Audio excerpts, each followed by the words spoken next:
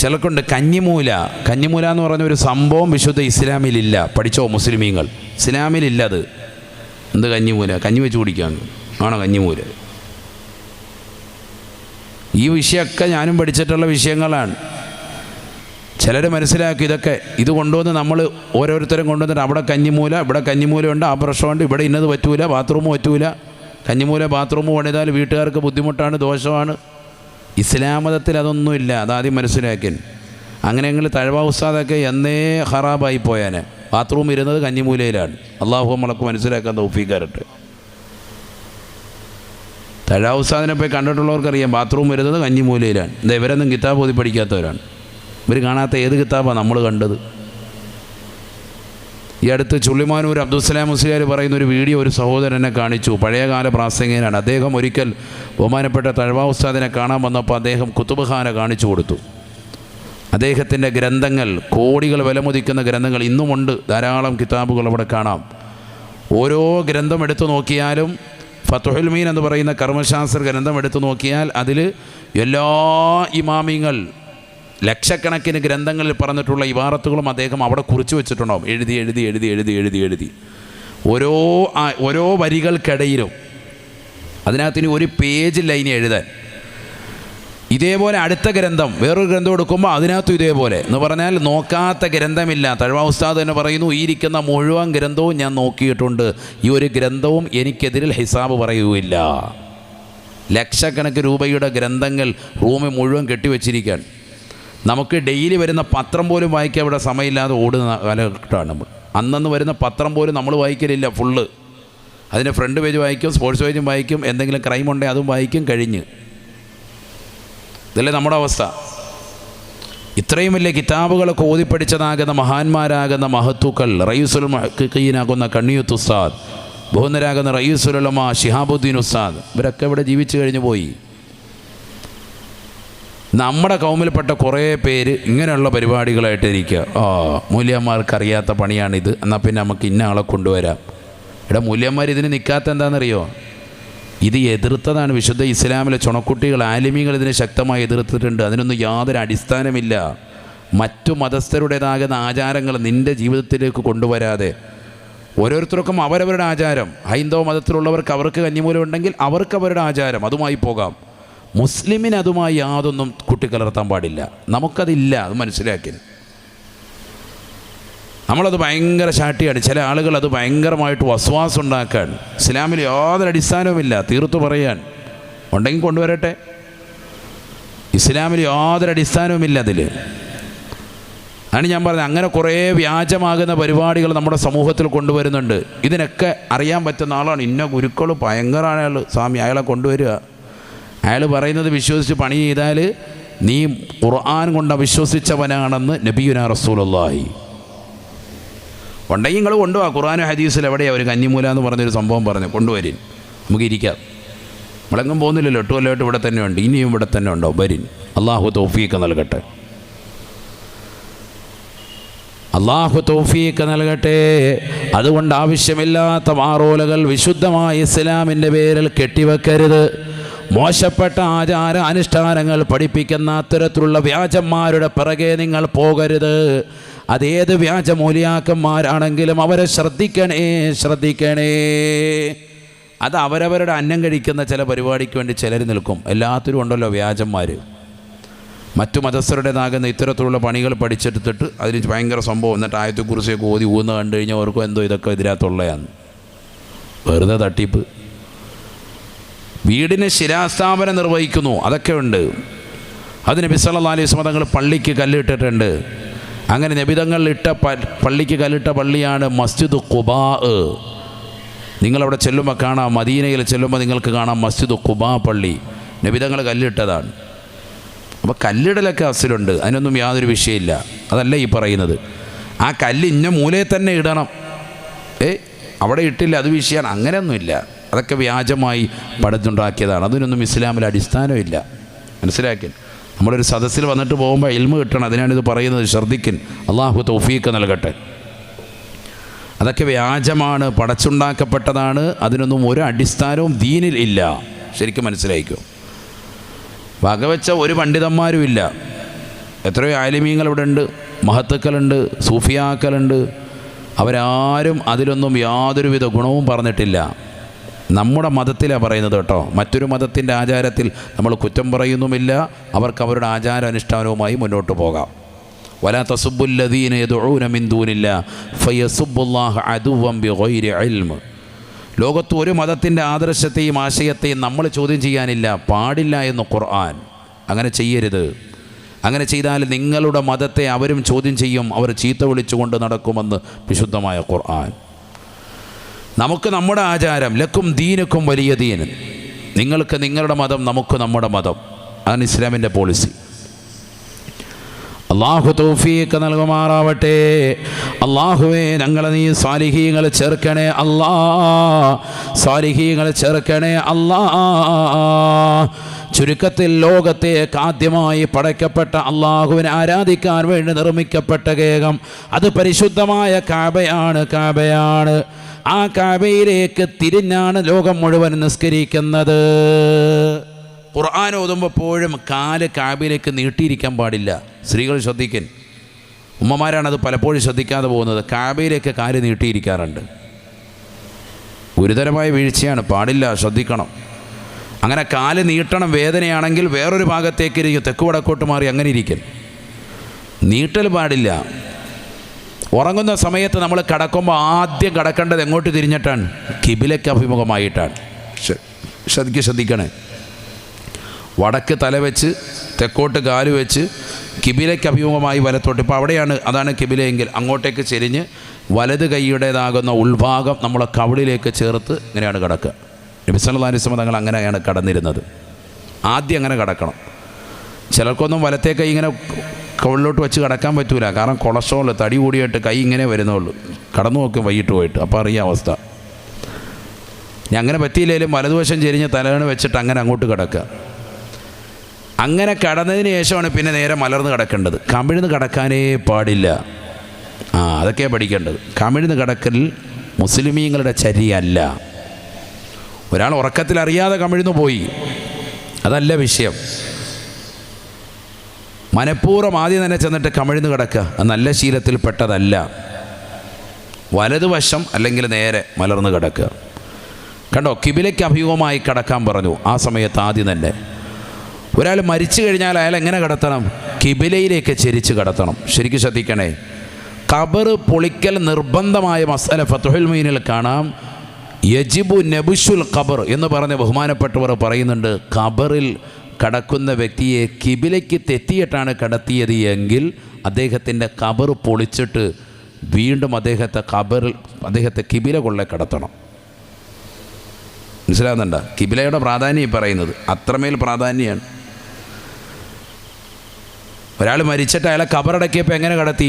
ചെരിച്ച് കടത്തി, അല്ലെങ്കിൽ നേരെ കടത്തി ഞാൻ ഖബറടക്കി. അടക്കി കഴിഞ്ഞപ്പോൾ ഒരാൾ പറഞ്ഞു, അതെ കിബിലയ്ക്ക് തിരിച്ചല്ല കടത്തിയിരിക്കുന്നത് കേട്ടോ. സുബ്ഹാനല്ലാഹ്. എങ്കിൽ ഖബർ പൊളിക്കണം. ഖബർ വേഗം തന്നെ വന്ന് മാന്തിയിട്ട് അയാളെ തിരിച്ച് കടത്തണം. അല്ലാതെ ഖബർ പൊളിക്കാൻ പാടില്ല. ഖബർ പൊളിക്കേണ്ട മസലയെ പറഞ്ഞത്. അതുപോലെ ഒരാൾ വന്നിട്ട് പറയാം, എൻ്റെ വിലപ്പെട്ട ഒരു സ്വർണത്തിൻ്റെ ഒരു മോതിരം അതിൽ പോയി, അല്ലെങ്കിൽ നല്ല വിലപ്പെട്ട ഒരു സംഭവം അതിൽ പോയിട്ടുണ്ട്, എനിക്കത് കിട്ടണം. അയാൾ വാശി പിടിക്കാൻ. എങ്കിൽ ഖബർ പൊളിക്കൽ നിർബന്ധം. ഖബർ പൊളിക്കൽ നിർബന്ധമായ മസല പറയുന്നുണ്ട് ഫത്ഹുൽ മുഈനിൽ. അതിൽ കാണാം, ഇങ്ങനെയുള്ള സംഗതികൾക്കേ ഖബർ പൊളിക്കാവുള്ളൂ. അതിൽപ്പെട്ടതാണ് കിബിലയ്ക്ക് തെറ്റി വന്നു എന്ന് കണ്ടാൽ ഖബർ പൊളിക്കാം. ശരിക്കും ശ്രദ്ധിക്കണേ, മസലയാണ് ഈ പറയുന്നത്. അപ്പോൾ ഇവിടെയെല്ലാം കിബില പറഞ്ഞു, കഅബ കൊള്ളേ തിരിയണം. എന്തുകൊണ്ട്? അത് ചെറിയ കാര്യമല്ല, ബറക്കത്തുള്ള ഗേഹമാണ് കഅബ. അതുകൊണ്ടാണ് അങ്ങോട്ട് തിരിയാൻ പറഞ്ഞത്. ഈ ബറക്കത്ത് കിട്ടാനാണ് നമ്മളീ നടക്കുന്നത്. നമ്മൾ സുന്നികളീ ഓടുന്നതൊക്കെ ഈ ബറക്കത്ത് കിട്ടാനാണ്. അള്ളാഹു തൗഫീഖ് നൽകട്ടെ. മനസ്സിലായില്ലേ? ചിലർ മനസ്സിലാക്കിയുള്ള റമദാൻ 27-ന് പൊതി കിട്ടും, അതാണ് ബറക്കത്ത്. കഴിഞ്ഞ് പിന്നെ അങ്ങോട്ടില്ല. നമ്മുടെ പള്ളിയിലൊക്കെ അങ്ങനെയാണല്ലോ, കരുനാഗപ്പള്ളി പള്ളിയിലൊക്കെ തറാവീഹ് നിസ്കരിച്ച് കഴിഞ്ഞാൽ ഉടനെ, വിത്രും കഴിഞ്ഞാൽ ഉടനെ പൊതി കൊടുക്കാൻ പെട്ടെന്ന് നിർബന്ധിക്കും. അതേ പൊതിയുണ്ട്, വേഗം കൊടുത്തോട്ടെ. കാരണം ഈ കൊടുക്കുന്ന വ്യക്തികൾക്കും വാങ്ങുന്ന കുറച്ച് ആളുകൾക്കും എത്രയും വേഗം പോകണം. കൊടുത്തോളാൻ പറയും. കഴിഞ്ഞ 7 കൊല്ലമായിട്ട് അങ്ങനെ കൊടുക്കുന്നത്, വേഗം കൊടുത്തോളാൻ പറയും. പൊതി ആഗ്രഹിച്ച് വരുന്നവർക്ക് പൊതി കൊണ്ടുപോയിക്കോട്ടെ. പക്ഷെ ആ പൊതിക്കകത്തല്ല എന്ത്? ലൈലത്തുൽ ഖദർ. പൊതിക്കകത്ത് അറബി ലൈലത്തുൽ ഖദർ എന്ന് എഴുതി വെച്ചാലും അതല്ല ലൈലത്തുൽ ഖദർ. ചിലരങ്ങനെ മനസ്സിലാക്കിയിട്ടുണ്ട്. അതോടുകൂടി ചിലർ പോവും. വേറെ കുറേ ആളുകൾ മഹല്ലത്തിലും അല്ലാത്തതായ ആളുകൾ പിന്നെ വന്നുകൂടി സുബൈ വരെ പള്ളി സജീവമായിട്ടിരിക്കും. അവർക്കാണ് ആ ലൈലത്തുൽ ഖദ്ർ കിട്ടുന്നത്. മറ്റേത് പൊതി കിട്ടി, റാഹത്ത്. ഇതാണ് നമ്മുടെ സുന്നികളിൽപ്പെട്ട പല ആളുകളും ബറക്കത്താന്ന് മനസ്സിലാക്കിയിരിക്കുന്നത്. എനിക്ക് ബറക്കത്ത് കിട്ടിയില്ല എന്ന് പറയുന്നത് ഏതാ? എനിക്ക് പൊതി കിട്ടിയില്ല എന്നാണ് പറയുന്നത്. അതല്ല ബറക്കത്ത്. അങ്ങനെ ആയിപ്പോയി ഇന്നത്തെ തലമുറ. അള്ളാഹു നമ്മളെ കാത്ത് സംരക്ഷിക്കട്ടെ. ആ ഒരവസ്ഥയിലേക്ക് പോകാൻ പാടില്ല. അങ്ങനെ ഖുർആനിൽ ബറക്കത്തിനെ കുറിച്ച് പറഞ്ഞത് ധാരാളം ഭാഗങ്ങളിലുണ്ട്. അള്ളാഹു അവനെക്കുറിച്ചും അവൻ്റെ നാമങ്ങളെക്കുറിച്ച് പറഞ്ഞിട്ടുണ്ട്. തബാറക സ്മു റബ്ബിക ദിൽ ജലാലി വൽ ഇക്റാം. അല്ലാഹു സുബ്ഹാനഹു വ തആലാക്ക് 99 നാമങ്ങളുണ്ടത്രേ. ആ 99 നാമങ്ങൾ മുഴുവനും ബറക്കത്തുള്ള നാമമാണ്. തബാറക സ്മു റബ്ബിക ദിൽ ജലാലി വൽ ഇക്റാം. നിന്റെ റബ്ബിന്റെ സർവനാമങ്ങളും ബറക്കത്തുള്ള നാമമാണെന്ന് വിശുദ്ധമായ ഖുർആൻ. അള്ളാഹു ബറക്കത്തുടയവനാണ്. അവൻ്റെ നാമങ്ങൾ ബറക്കത്തുള്ള നാമങ്ങളാണ്. പരിശുദ്ധമാക്കപ്പെട്ടതായ കഅബാലയം അത് ബറക്കത്തുള്ളതായ ഗേഹമാണ്. അള്ളാഹു സുബ്ഹാനഹു വ തആല ഈ ലോകത്തേക്ക് നിയോഗിച്ചിട്ടുള്ളതായ സർവ അംബിയാക്കളും ബറക്കത്താണ്. ഖാല ഇന്നി അബ്ദുല്ലാഹ് ആതാനിയൽ കിതാബ വജഅലനി നബിയ്യ വജഅലനി മുബാറകാ ഐനമാ കുന്തു. ബഹുമാനപ്പെട്ടതാകുന്ന ഈസാ നബി അലൈഹിസ്സലാം പോലും പറഞ്ഞില്ലയോ, ഞാൻ ബറക്കത്തുള്ള വ്യക്തിയാണ്. വജഅലനി മുബാറകാ ഐനമാ കുന്തു. ഞാൻ എവിടെ പോയാലും, എന്തിൽ പിടിച്ചാലും, എവിടേക്ക് നടന്നാലും അതിലെല്ലാം ബറക്കത്താണ്. തീർന്നില്ല. അല്ലാഹു സുബ്ഹാനഹു വ തആല മുത്തുനബി മുഖേന നമുക്ക് കൈമാറി തന്നതായ പരിശുദ്ധമായ ഖുർആൻ ബറക്കത്തിന്റെ ഗ്രന്ഥമാണ്. വഹാദാ കിതാബുൻ അൻസൽനാഹു മുബാറകുൻ ഫത്തബിഊ വത്തഖൂ ലഅല്ലകും തുർഹമൂൻ. ഇത് പരിശുദ്ധമായ ഗ്രന്ഥമാണ്. മുബാറക്കുൻ ബറക്കത്തുള്ള ഗ്രന്ഥമാണ്. ഫത്തബിഊ, ആ ഖുർആനിനെ നിങ്ങൾ പിൻപറ്റണേ. ഖുർആൻ അനുസരിച്ചുള്ള ജീവിതം ഇന്നത്തെ തലമുറ കൈക്കൊള്ളുന്നില്ല. മോശപ്പെട്ട സിനിമകൾ കണ്ടുകൊണ്ട് നടക്കുകയാണ്. ഇന്നതാ 40-50 വയസ്സുള്ളതാകുന്ന ഉമ്മമാര് പണ്ട് കോളേജിൽ പഠിച്ചതാകുന്ന കൂട്ടുകാരികളുമായി റീയൂണിയൻ നടത്തുന്നതായ കാലയളവല്ലയോ. പഴയ ക്ലാസ്മേറ്റുകളെ ഒരുമിച്ച് കൂട്ടിക്കൊണ്ട് ഒരു പരിപാടി സംഘടിപ്പിക്കുന്ന തിരക്കിലല്ലയോ ഇന്ന് നടക്കുന്ന ഏറ്റവും വലിയ അശ്ലീലതയാണത്. ഞാൻ അങ്ങനെ തന്നെ തീർത്തു പറയുകയാണ്. എന്താ കാരണം? 40 വയസ്സുള്ള ഉമ്മ നല്ല ജീവിതം നയിച്ചു പോവാണ്. ഒരു കുഴപ്പമില്ല. കുടുംബത്തിൽ വളരെ റാഹത്തായ ജീവിതം നയിച്ചു പോകുന്നു. ഭർത്താവുണ്ട്, മക്കളും ഒന്നിച്ചുള്ള ജീവിതം, വളരെ സന്തോഷകരമാകുന്ന ചെറിയ കുടുംബ ജീവിതം, സന്തുഷ്ട ജീവിതം. അത് നയിച്ചുകൊണ്ട് മുന്നോട്ട് പോകുമ്പോൾ ഒരു മിസ് കോൾ വന്ന് വീഴുകയാണ്. ആ മിസ് കോൾ നോക്കി പരിശോധിച്ച് നോക്കിയപ്പോൾ മറ്റാരുമല്ല, പണ്ട് കോളേജിൽ പഠിച്ച കൂട്ടുകാരനാണ്. BA കൂടെ പഠിച്ചവനാണ്. അവനുമായിട്ട് പിന്നെ സനൽകുമാറുമായിട്ട് ബന്ധമായി, അവനുമായിട്ട് കണക്ഷനായി.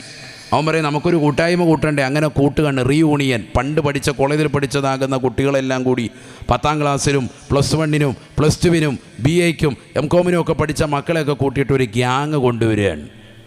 ഒരു ക്ലാസ്മേറ്റിൻ്റെ കൂട്ടായ്മ. അതിലൂടെ ഉണ്ടാകുന്ന നാശം എന്താ? അതിനകത്ത് പലരും വിവാഹം കഴിക്കാത്തവരുണ്ടാകും, വിവാഹം കഴിഞ്ഞതാകുന്ന തള്ളമാരുണ്ടാകും. 40 വയസ്സുള്ള ഉമ്മമാർ, 4-5 പ്രസവിച്ച പെണ്ണ്, ഭർത്താവ് ഗൾഫിലാണ്, വലിയ സംസാരമൊന്നുമില്ല, ഇടയ്ക്കിടയ്ക്ക് ഫോൺ വിളിക്കുന്നുള്ളൂ. അതിന് പകരം ഫോൺ വിളിക്കാൻ അവിടെ കൂട്ടുകാരനെ കിട്ടാൻ അവൻ ശരിക്കും മുതലാക്കുകയാണ് ഈ പെണ്ണിനെ. പിന്നെ അവനുമായിട്ട് കണക്ഷനായി.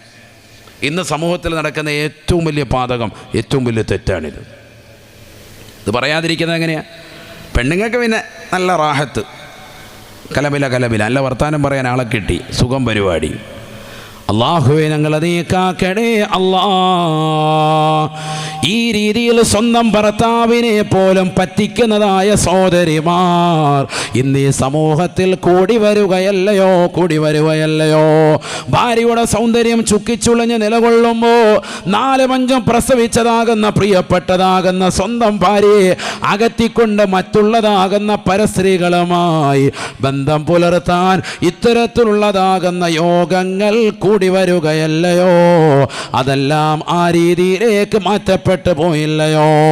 ആദരവായ റസൂലുള്ളാഹി സ്വല്ലല്ലാഹു അലൈഹി വസല്ലമ തങ്ങൾ പറയുകയാണ്, ഇന്നൽ അബ്ദ ലയുഹരിമു റിസ്ഖ ബിദംബില്ലദീ യുസീബുഹു. ഒരു അടിമയ്ക്ക് അല്ലാഹു സുബ്ഹാനഹു വ തആല അവന്റെ ബറക്കത്ത് തടയപ്പെടുന്നത്, അവന്റെ വിഭവങ്ങൾ ഇല്ലാതാക്കപ്പെടുന്നത്, അവന്റെ സമ്പത്ത് കുറവ് വരുത്തുന്നത്, അവനുള്ള സന്താനങ്ങളിൽ കുറവ് വരുന്നത്, അവനുള്ളാകുന്ന ഭാര്യയുടെ ഭർത്താവ് മൊത്തത്തിലുള്ള ജീവിതത്തിൽ സന്തോഷം കിട്ടാതായി പോകുന്നത് ബിദംബില്ലദീ യുസീബുഹു. നിന്റെ ജീവിതത്തിലുള്ള ഇത്തരത്തിലുള്ള തെറ്റുകളാണെന്ന് നബിയുനാ റസൂലുള്ളാഹി. നീ ചെറുതായിട്ടായിരിക്കും കാണുന്നത്, പക്ഷേ ഒരു പെണ്ണ് നിൽക്കേണ്ടടുത്ത് നിൽക്കണേ, ഒരു പുരുഷൻ നിൽക്കേണ്ടടുത്ത് നിൽക്കണേ. അന്യരാകുന്ന സ്ത്രീ പുരുഷന്മാർ തമ്മിലുള്ള ഇത്തരത്തിലുള്ള സങ്കലനങ്ങൾ വിശുദ്ധമായ ഇസ്ലാം എതിർക്കുകയാണ്. ആര് എന്ത് പറഞ്ഞാലും വിശുദ്ധ ഇസ്ലാമിൻ്റെ കാഴ്ചപ്പാടാണ്. ഏത് കോലത്തിലേക്കും ഏത് കാലഘട്ടത്തിലേക്ക് പോയെന്ന് പറഞ്ഞാലും 1400 വർഷം മുമ്പ് അള്ളാഹുവിന്റെ റസൂൽ കൊണ്ടുവന്നതായ ആ ഖുർആനിനോ ആ പ്രവാചകന്റെ തിരുവചനങ്ങൾക്കോ ഒരു മാറ്റത്തിരുത്തലുകളും ഇല്ല. അന്ന് പറഞ്ഞതും ഇന്ന് പറഞ്ഞതും ആശയമാണ്, ആദർശമാണ്. അത് സമൂഹത്തിൻ്റെ സമുദ്ധാരണത്തിന് വേണ്ടിയിട്ടുള്ളതാണ്, ജനങ്ങളുടെ നന്മയ്ക്ക് വേണ്ടിയിട്ടുള്ളതാണ്. അള്ളാഹുവിന്റെ റസൂലിന്റെ വാക്യമാണ്. ഒരടിമയ്ക്ക് ആഹാരം കുറവ് വരാൻ, സമ്പത്ത് കുറവ് വരാനുള്ള കാരണം അവൻ ചെയ്യുന്ന തെറ്റാണ് അതിൻ്റെ ഇതിവൃത്തമെന്ന് നബിയുനാ റസൂലുള്ളാഹി സ്വല്ലല്ലാഹു അലൈഹി വസല്ലം. ഇതൊരു വ്യഭിചാരമല്ലേ? അന്യപുരുഷനുമായിട്ടുള്ളതാകുന്ന സങ്കലനം. ഭർത്താവ് ഒന്നിച്ച് മനോഹരമായ ജീവിതം നയിച്ചു, വീണ്ടും പഴയ കോലത്തിലേക്ക് റീയൂണിയൻ നടത്തിയിട്ട് പോകുന്നത് ഒരു മുസ്ലിമിനെ സംബന്ധിച്ചിടത്തോളം, ഒരു മുസ്ലിമത്തിനെ സംബന്ധിച്ചിടത്തോളം അത് മോശമാണ്. മുസ്ലിമിൻ്റെ കാര്യം ഇവിടെ ചർച്ച കേട്ടോ, അല്ലാത്തൊരു ചർച്ചയില്ല. അത് തെറ്റാണ്, പാതകമാണ്. ആ ഒരൊറ്റ തെറ്റിലൂടെ അല്ലാഹു സുബ്ഹാനഹു വ തആല നിനക്ക് റിസ്ക് തടയപ്പെടും. ചില ആളുകൾ നല്ല സമ്പന്നതയിലാണ്, പക്ഷെ പെട്ടെന്ന് തന്നെ അവരുടെ സമ്പത്ത് മുഴുവൻ ചോർന്നു പോകാറുണ്ട്. എന്താ കാരണം എന്നറിയോ? വ്യഭിചാരം. അള്ളാഹു നമ്മളെ കാക്കട്ടെ. വളരെ വലിയ വിഷയമാണത്. വ്യഭിചാരം എന്ന് പറഞ്ഞാൽ ഭർത്താവ് ഗൾഫിൽ അല്ലെങ്കിൽ ഭർത്താവ് നാട്ടിൽ തന്നെയുണ്ട്, ഭാര്യ ഭർത്താവ് അറിയാതെ മറ്റുള്ളവരെ വീട്ടിനുള്ളിൽ വിളിച്ച് കയറ്റുന്നു. ചിലപ്പോൾ കണ്ടിട്ടില്ല, ചില ടൗണിലൊക്കെ അങ്ങാടിയിലൊക്കെ ചില ബൈക്ക് ഒറ്റപ്പെട്ടിരിപ്പുണ്ട്. കാരണം എന്താ? മതിൽ ചാടി പോയേക്കും അതിൻ്റെ ഉടമസ്ഥൻ. രാത്രി 2 മണിക്ക് കൊണ്ട് വെക്കും, സുബൈക്ക് മുമ്പ് ബൈക്ക് ഒന്ന് തിരിച്ചെടുക്കും. അങ്ങനെയുണ്ട്, ദിക്റും എല്ലാം പോകുന്നതാണ്. അള്ളാഹു നമ്മളെ കാക്കട്ടെ. ചില സ്ഥലങ്ങളിലുണ്ട്. ഞാനിങ്ങനെ കാസർഗോഡ് മുതൽ ഇങ്ങനെ സഞ്ചരിക്കുന്നതല്ലേ, അതുകൊണ്ട് ഇതെല്ലാം നിങ്ങൾ കാണുന്നതാണ്. അള്ളാഹു നമ്മളെ കാത്ത് സംരക്ഷിക്കട്ടെ. ചില ഗ്രാമങ്ങളിലൊക്കെ കാണാം. അള്ളാഹു നമ്മളെ കാത്ത് സംരക്ഷിക്കട്ടെ. വൈകിട്ടാകുമ്പോൾ ചില മതിൽ ചാട്ടക്കാർ, പകല് ഭാര്യ ആ കിടക്കുന്ന പത്രം ഇങ്ങോട്ട് എടുക്കുമെന്ന് പറഞ്ഞാൽ പോലും എടുക്കാൻ പറ്റാത്ത ടീമാണ്. കുനിയാൻ മേലെ എനിക്ക് കൊലസ്ട്രോളാന്ന് പറയുന്ന ടീം വൈകിട്ട് നോക്കുമ്പോൾ 2 മണിക്ക് ഹൈ ജമ്പ്, മതിൽ ചാട്ടം, അതാ പരിപാടി. അള്ളാഹു നമ്മളെ കാത്ത് സംരക്ഷിക്കട്ടെ. ഇങ്ങനെയുള്ള ആളുകളുണ്ട്, ഇഷ്ടം പോലെയുണ്ട് സമൂഹത്തിൽ. ഒക്കെ പകൽമാന്യന്മാരായിട്ട് നടക്കുക, വലിയ ആളായിട്ട് നടക്കുക സമൂഹത്തിൽ. അവരവർക്കൊന്നും ഇതൊന്നും ആർക്കും അറിയില്ല എന്നാണ്. രഹസ്യമായി നടത്തുന്ന പരിപാടികൾ ഇതൊക്കെ പരസ്യമാകുന്ന ഒരു കാലഘട്ടത്തിലേക്ക് പോയിക്കൊണ്ടിരിക്കുകയാണ്. ഇത് ചിന്തിച്ചോ, നാളെ മഹ്ശറയിൽ ഇതെല്ലാം വലിയ സ്ക്രീനിൽ പ്രദർശിപ്പിക്കും. ഈ ചാടുന്ന ചാട്ടം ഇന്ന് നിങ്ങൾ ഈ പറയുന്ന വാതൊക്കെ നിസാരവൽക്കരിക്കും. നാളെ ഈ പറയപ്പെടുന്നതാകുന്ന ഓരോന്നും നാളെ സ്ക്രീനിൽ കാണിക്കപ്പെടും, കൺമുന്നിൽ കാണാൻ പോവാൻ. ആചാര്യ രാത്രി പോകുന്നത് 4 ഉംറ ചെയ്ത ആചാര്യാണ്, കാബയുടെ കില്ല പിടിച്ച കയ്യാണ്. ആ കയ്യുമായിട്ട് വേറെ അങ്ങോട്ടോ പോവാൻ. അള്ളാഹു നമ്മളെ കാക്കുമാറാവട്ടെ. പാതിരാത്രി സമയം ഓട്ടമാണ് ഹാജിയാർ, തിരക്ക്. നബി തങ്ങൾ പറഞ്ഞു, ദാരിദ്ര്യമെത്തിക്കും. ഇന്നൽ അബ്ദ ലയുഹരിമു റിസ്ഖ ബിദംബില്ലദി യുസീബുഹു. മുത്തുനബിയുടെ അധ്യായമാണ്. ശരിയല്ല? ഇന്ന് നിങ്ങൾ ചിന്തിച്ചു നോക്കിൻ, വ്യഭിചരിച്ചതാകുന്ന ആളുകളുടെ കുടുംബങ്ങളിലൊക്കെ ദാരിദ്ര്യമുണ്ടാകും, ഉറപ്പാണ്. യൂരിസുൽ ഫഖറ, ദാരിദ്ര്യമാണ് അവർ അനന്തരമെടുക്കുക. ഹബീബ് മുഹമ്മദ് മുസ്തഫ. കഴിക്കാൻ അന്നം ഉണ്ടാവില്ല, അന്നത്തിന് വേണ്ടിയാണ് ഈ പോകുന്നത്. അതുകൊണ്ടല്ലേ നിങ്ങൾ നോക്കി റെഡ് സീറ്റിലും മറ്റുമൊക്കെ പണിയെടുക്കുന്നവർ, അവർക്ക് ആ പണി തന്നെയാണ്. ഖിയാമത്ത് വരെ അത് വിട്ട് വേറൊരു പണിക്ക് പോയിട്ടില്ല. ഈ അടുത്തിടെ ഒരു സഹോദരൻ ഒരു വീഡിയോ കാണിക്കുകയുണ്ടായി. 2000 രൂപയ്ക്കൊക്കെ സ്വന്തം ശരീരം വിറ്റ് തിന്നുന്ന ആളുകൾ ഈ കൊച്ചു കേരളത്തിലുണ്ട്. നിങ്ങൾ വൈകിട്ട് കരുനാപ്പള്ളി ടൗണിലോട്ട് പോവാ, ഹുൻസകളെ കാണാം. നല്ല റാഹത്തായിട്ട് രാത്രി നിൽക്കാൻ വന്ന് അതിലേക്കൂടെ പോകണമെങ്കിൽ അജയരെ 2000 രൂപ ഉണ്ടെങ്കിൽ കറങ്ങാം, നമുക്ക് പോകാമെന്ന് പറയും. അള്ളാഹു നമ്മളൊക്കെ ആക്കട്ടെ. 2000 രൂപയ്ക്ക് സ്വന്തം ശരീരം വിൽക്കണം. ഒന്ന് ആലോചിച്ച് നോക്ക് നിങ്ങൾ. മുമ്പ് 20,000-നും 1,00,000-നും ഒക്കെ വിറ്റുകൊണ്ടിരുന്ന ശരീരങ്ങളാണ് മുമ്പ്. അങ്ങനെയാണ് കേട്ടിരുന്നത്. അത് മാറിയിട്ട് ഇപ്പോൾ എത്രയാണ് വില? എത്രയാണ്? 2000 രൂപയ്ക്ക് ഫുൾ നൈറ്റ്, രാത്രി മുഴുവൻ ഹയാത്താക്കാം. പോരാനാ പറയുന്നത്. അവരെ കൊണ്ടുപോകാനും ആളുണ്ട്. സുബൈക്ക് മുമ്പ് ഇവരുടെ കാര്യങ്ങൾ നിറപടിയാക്കാൻ ടീംസും ഉണ്ട്. അതാ രസം. കറക്റ്റ് സമയമാകുമ്പം 2 മണിയൊക്കെ ആകുമ്പോൾ ഒരു കാറും എടുത്തുകൊണ്ട് അതിലേക്കൂടെ വരും, ഇല്ല ബൈക്ക് എടുത്തുകൊണ്ട് വന്നിട്ട് ബഗേറിക്കോ പുറയിരുത്തിക്കൊണ്ട് കറങ്ങാൻ. അപ്പം അതിനല്ലേ ജനങ്ങൾക്ക് സമയം. ജനങ്ങൾക്കിങ്ങനെ ആർമാദിക്കണം. ഒരു റജബും വേണ്ട, ശബാനും വേണ്ട, റമദാനും വേണ്ട, അടിച്ചു പൊളിക്കൽ തന്നെ. പഴീക്കൽ ബീച്ചുകൾ കണ്ടില്ലേ? പുതിയ ഹോട്ടലുകൾ തുടങ്ങിയിട്ട് ആ ഹോട്ടലുകളെ കേന്ദ്രീകരിച്ച് വൈകിട്ട് നൈറ്റ് ക്ലബ്ബുകളും നിശാ ക്ലബ്ബുകളും സംഘടിപ്പിക്കാൻ, ഡിസ്കോ ബ്രേക്കുകൾ, DJ പാട്ടുകൾ ഇട്ടിരിക്കുകയാണ്. അടുത്തൊരു സഹോദരൻ പറഞ്ഞതാ.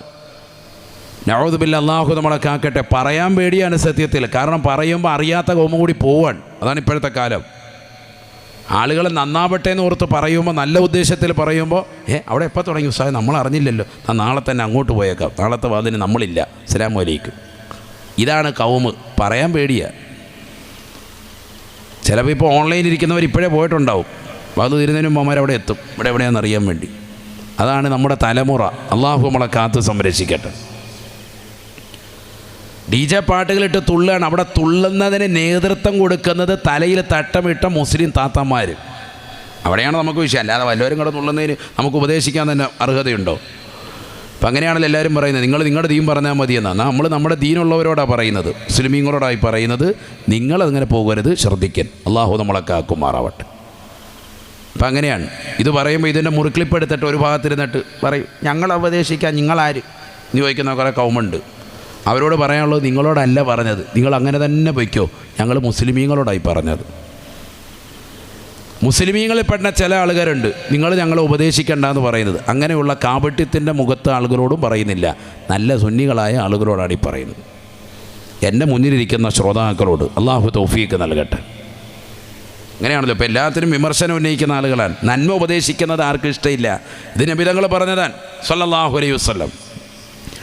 അവസാന കാലഘട്ടമാകുമ്പോൾ ആദരവായ റസൂലുള്ളാഹി സ്വല്ലല്ലാഹു അലൈഹി വസല്ലമ തങ്ങൾ പറയുകയാണ്, നന്മ ഉപദേശിക്കുന്ന ആളുകൾ ഉണ്ടാവുകയില്ലത്രേ, തിന്മ വിരോധിക്കുന്ന ആളുകൾ ഉണ്ടാവുകയില്ല.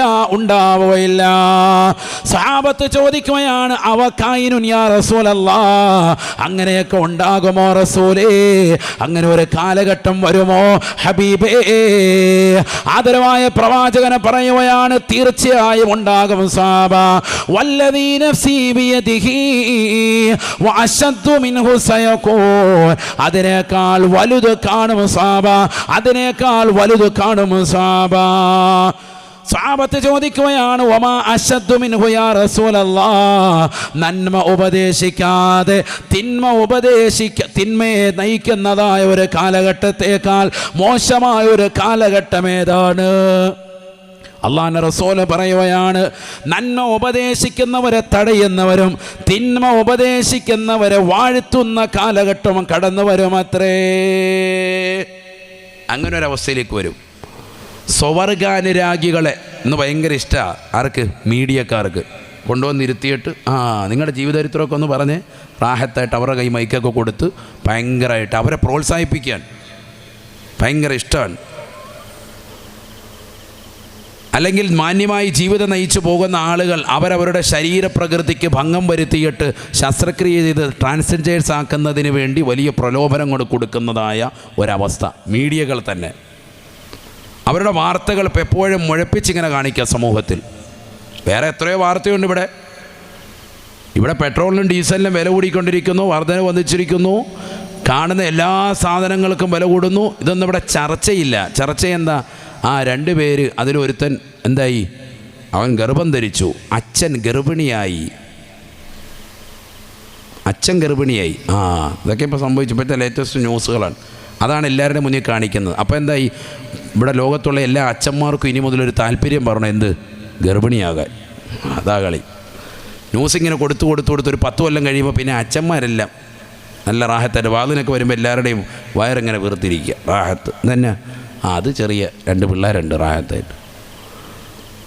പെണ്ണുങ്ങളെല്ലാവരും പുറകെ ആണുങ്ങളുടെ ജോലി നോക്കുക, ആണുങ്ങളെല്ലാം പെണ്ണുങ്ങളുടെ ജോലി നോക്കുക. ലോകം പോയിക്കൊണ്ടിരിക്കുകയാണ്. ലോകാവസാനത്തിന് ഇതിനേക്കാൾ വലിയ അടയാളം ഇനി വല്ലതും ഉണ്ടോ?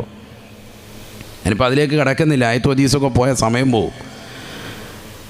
ലോകം മുഴുവനും ഇങ്ങനെ അശ്ലീലത വ്യാപിച്ചുകൊണ്ടിരിക്കുകയാണ്. ഇതിനെയൊക്കെ പ്രലോഭിച്ചുകൊണ്ടിരിക്കുക. ഒരു സിനിമാ നടി അങ്ങോട്ട് പോയാൽ, അവളൊരു കുഞ്ഞിനെ പ്രസവിക്കാൻ തുനിഞ്ഞാൽ, അവൾ ഗർഭിണിയായാൽ, ഭർത്താവുമായിട്ട് എന്തെങ്കിലും ഒന്ന് ഉലാത്തിയാൽ അതെല്ലാം എടുത്ത് പോസ്റ്റ് ചെയ്യുകയാണ് സോഷ്യൽ മീഡിയയിൽ. എല്ലാം കൊണ്ടുവന്നോണ്ടേ ന്യൂസുകാർ. ഏതാ ഈ ന്യൂസുകാർ? ഇവരുടെയൊക്കെ പേജ് ഓരോ പാവങ്ങൾ ലൈക്ക് ചെയ്ത് വെച്ചിരിക്കുന്നത് നല്ല നല്ല ന്യൂസ് കിട്ടുമെന്ന് കരുതിയ ന്യൂസ് മുഴുവൻ വിഷയദാരിദ്ര്യം ഇതാ കൊടുക്കുന്നത് മുഴുവൻ. പേർലി മാഞ്ഞിന് കുഞ്ഞിപ്പോൾ എവിടെ ഇടുന്നത്? അതിപ്പോൾ ചർച്ച. ആ കുഞ്ഞിനെന്താ പേര് എന്തായിട്ട്? അപ്പോൾ ഇതാ ലുലുമാളി വന്നിട്ടുണ്ട്, ഇറങ്ങാൻ പോകുന്നു. മുസാഫാത്ത് ചെയ്യണം ഇനി പോയി. ഹണി റോസ് ഉദ്ഘാടനത്തിന് വന്നിട്ടുണ്ട്, പോകുന്നു, വരുന്നു. ചർച്ച. ചാനലുകളിൽ കൊടുക്കുന്ന ചർച്ചകളാണ് വിഷയദാരിദ്ര്യം. ഇതെല്ലാം സമൂഹം ഇങ്ങനെ ഡെയിലി കണ്ടുകൊണ്ടേയിരിക്കുകയാണ്. ഇത് കാണുന്നവൻ്റെ മനസ്സിൻ്റെ അകത്തളത്തിലേക്ക് ചിന്ത വേറെ ഇട്ട് കൊടുത്തുകൊണ്ടേയിരിക്കുക. ഈ ചിത്രങ്ങളും ഈ സംഭവങ്ങളും കൂടുതലായി ദർശിക്കുമ്പോഴാണല്ലോ അതിലേക്ക് ആകർഷണത്വം ഉണ്ടാവുക. ആണ് നേരത്തെ ഖുർആൻ പറഞ്ഞതുപോലെ ഫാത്തുബഅഹു ശൈത്വാനു, പിശാചിൻ്റെ ഒരു തുടർച്ച അവൻ്റെ ഹൃദയത്തിൽ ഇങ്ങനെ ഇട്ടുകൊടുക്കാൻ. അള്ളാഹു നമ്മളെ കാക്കട്ടെ.